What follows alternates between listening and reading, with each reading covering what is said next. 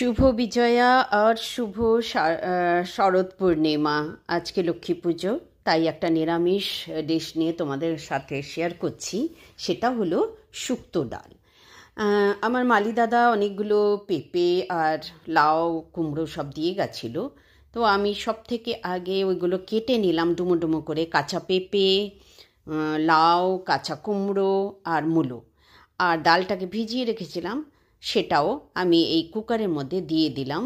আর কয়েকটা লঙ্কা দিয়ে আর সেই তরকারিগুলো দিয়ে আমি সিটি মেরে দিলাম।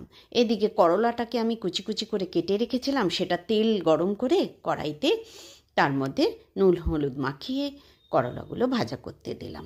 কেন শুক্তো ডাল তো, এটাতে একটু করলা না হলে ভালো লাগবে না। দেখো ভাজা ভাজা হয়ে গেছে। এবার এইগুলো আমি উঠিয়ে নিলাম একটা বাটির মধ্যে। সমস্ত করলাটা উঠিয়ে নিলাম।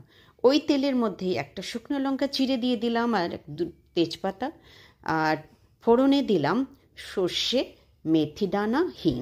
আর আমি এই একটুখানি থেতো করে রেখেছিলাম আদা, কাঁচা লঙ্কা আর রাঁধুনি বাটা।